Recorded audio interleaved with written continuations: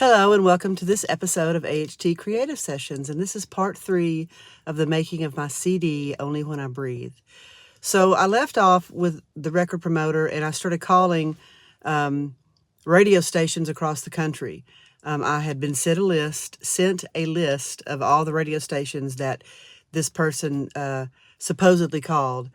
They didn't call, but maybe 5 of them.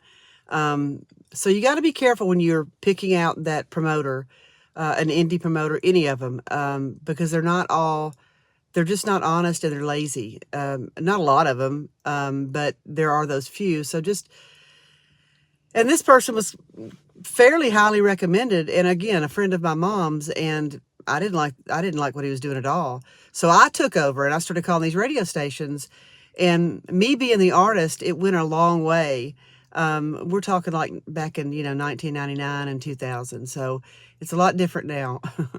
But I landed on this one guy, and I can't think of his name, and it's awful. I should know his name, but he was giving me a lot of spins, and he's like, Amanda Hunt Taylor, I've been looking for you, and, I couldn't find you, and the guy that sent me the CD, couldn't get a hold of him, and I was just like, wow, and he was giving me the most spins.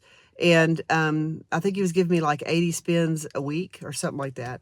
And so he wanted to help me. He wanted to work with me. And, they really appreciated the indie aspect of it. It was my record label, AmandaRick Records. It was my publishing company, AmandaRick Publishing. And so I did everything, I had a little amp that I toured with when I went up from Florida to Boston and played live shows. And it was the hardest thing I've ever done, and never did it again.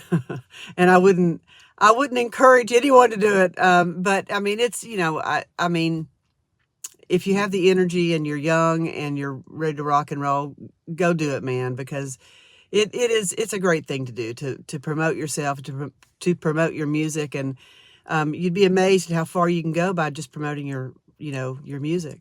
So that said, we got one of the songs, Stars in Your Eyes and Your Love Amazes Me, up the Americana charts. I think it was Your Love Amazes Me that landed at like 20 or 21. And a big, huge record promoter from a huge label, large label, I'm not going to tell you who it is or what label it is, but he accused me of buying my way up the charts. I was like, buying my way up the charts? I didn't have any money. I was losing all my money making the record and out there touring and paying for it all myself. So anyway, more to come. Part 4 tomorrow. Stay tuned. Okay, bye.